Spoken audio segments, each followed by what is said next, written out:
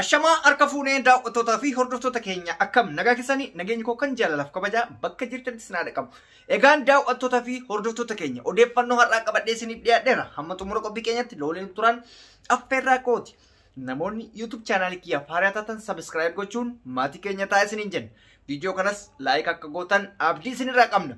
Egaan taatii ajaa'ibaa tokko ta'ame guyyaa har'aa Oromiyaa naannawa Wallaggaatti taatee amma dura Itoophiyaa keessatti ta'ameen beekne raajii fi waan baay'ee sodaachisaa ta'ame. Innis kan yeroo jalqabaatiif qofa biyya Chaayinaatti ta'amee beekutu naannawa Wallaggaatti har'a ganama naannawa sa'a 3 irratti ta'e jedhama. Taateen kunis maalidha? Inni jedhu aduun bifa sadiitu baate jedhama.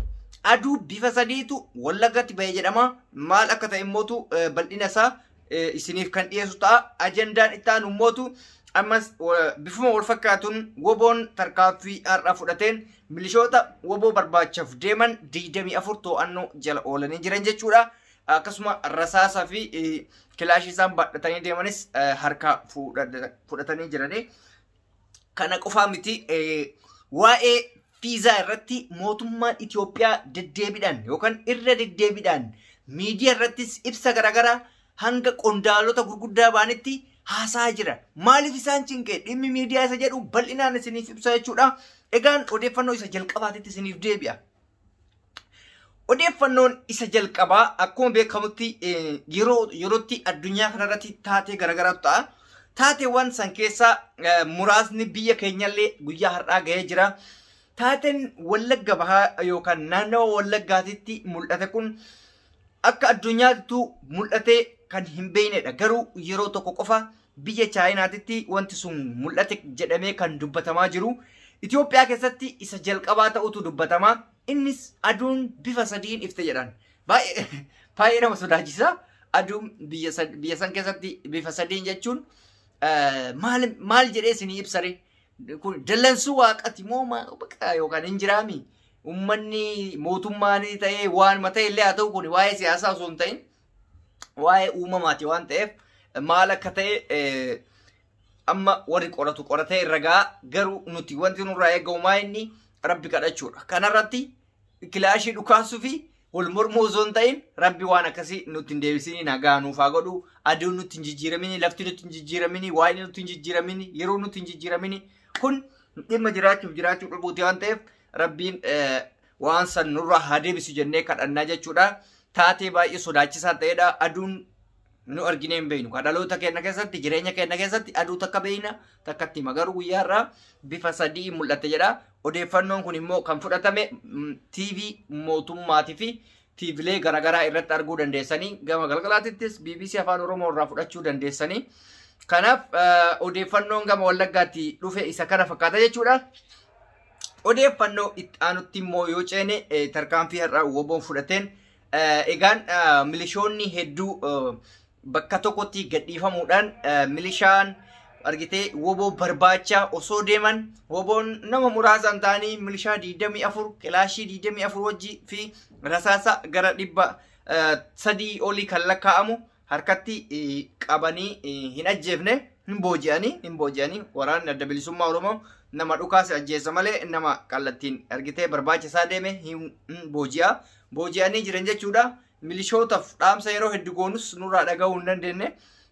Lubbuu ofii ilmaan ofii irraa akka nama woboon hoolaa wayii taate barbaacha deemuun isaanii sheemii guddaa qaanyedha. Woboon hoolaa wayii hin taane yookaan loon wayii hin taane yookaan argitee sangaa bade hin taane nama ibidda qabatee taa'aa jiru.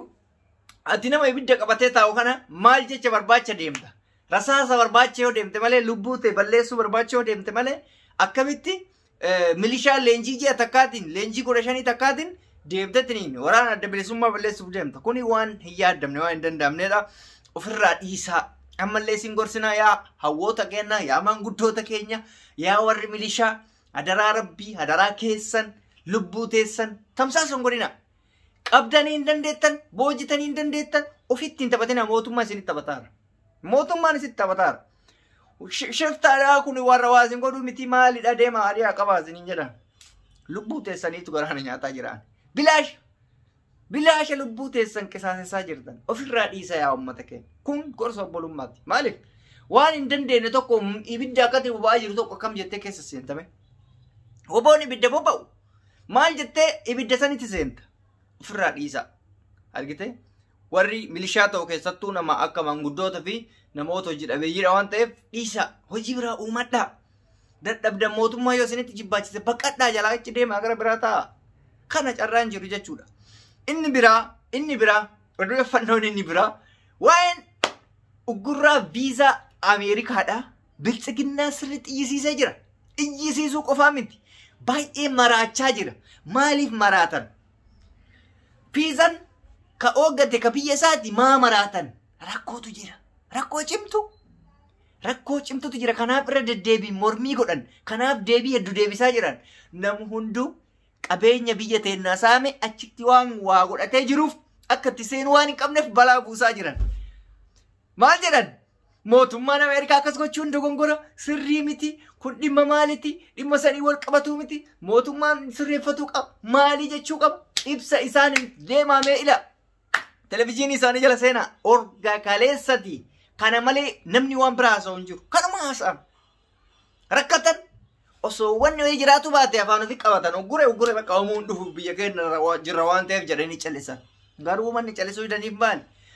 Kasaamanii achi kaatan santu isaan cinqe akkuma amma fakkeenyaaf gisee wayyaanee san wayyaaneen qabeenya adda addaa sassaamtee doolaaraan manaamina birrii manaamina mana galfattee birriin jijjiiramnaa lolaa turte san akkuma san jarri tunillee achitti waa qabduuf hireen waan itti citteef kokkeen isaanii waan qabatamee jiruuf boo'icha sa'a 24 labsii ibsa maalii jedhan.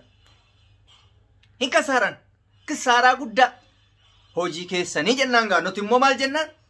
Hojii keessan waan hin dandeenyetti harka keettan salphina keessan akka nama jabaa akka nama jiru fuutee alaabaa biyya hagas ga'u akka guyyoon waariyoo jedhesanii bar guyyoon maal jedhamee hitanii Itoophiyaan Ameerikaa tuquun jedhe jaldeessa injiraan akkatti of keessaa fudhatee injiraan ajjeessan Ameerikaan jaldeessaa Itoophiyaan injiraanii jedhe qubatanarran tartu yoo akkana walitti cafallaquu dandeessa Ameerikaan dhugaadha.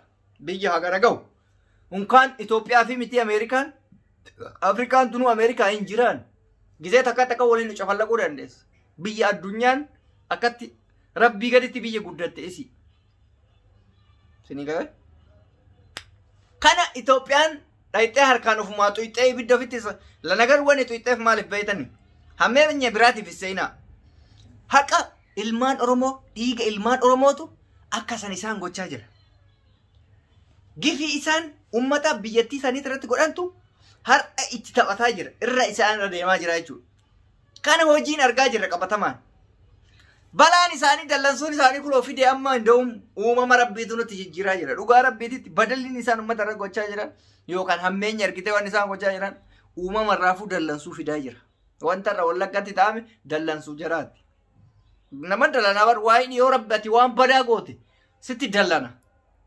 Yookaan caama si balleessa yookaan goggogaan si balleessa waan wayiiti si balleessa. Kana jechuun hojii badii jarri dalaydeen nuti rakkoo keessa seenaa jirra jechuudha. Ka Ameerikaa rakkoo hin qabu. Ka Ameerikaa warri saameetiniin achitti waan galfatu dhabeetiniin ergitee akkaataa qabeenya ofii achitti gurguratan dhabee maraataa jiru haa maraatan maraadhaa. Nun ilaallatu. Kuni warra hattu ilaallatu. Gaaf duras Ameerikaa isin nuutuqaa isiniin hin jenne isiniin ergan nuti ka jenne hawaasa keenyaaf deebisa hidhaaf ajjeechaa nurraa dhaabaa malaamaltummaa nurraa dhaabaa dachee Oromiyaa ta Oromoo akka taate nuu ibaa kanuma dubbanne nu jeesaa hin jenneen aangorraa nu bu'aa hin jenneen nu bulchinaa hin jenneen waan Oromoof Oromiyaa ta'u daangaa nutti hin dabrinaa jenne kanuma bar namni har'amee Abiyyi yoo bu'ee aangoo barbaada jiru hin jira Oromoo keessa hin jiru yoo keessa isaatitti jedhan hin beeku garuu akka dhuunfaa kiyyaatti aangoo hin barbaadu Oromoo bilisoomte Oromoo walabamte barbaada kana kuni kan akka kanaatti egaan daawwattoota hordoftoota keenya dubbiin baay'attee farritti hin fe'anii odeeffannoon qabatamaan har'a qabnu kana fakkaata. Odeeffannoo guyyaa biraattiin hanga walitti deebinutti turtii gaarii nuu qabaadha. Namoonni YouTube chaanaalii kiyya faarii taatan subscribe gochuun mallattoo bilbilaa tuqxan hiriyaa koo ta'uu dandeessan. Viidiyoo keenyas laayik gochuun hin irraanfatinaa yeroo kamiyyuu jechuudha. Isin jaaladha, isin kabaja. Reedii Adam Tuubii fayyaa naadaa. Ciao.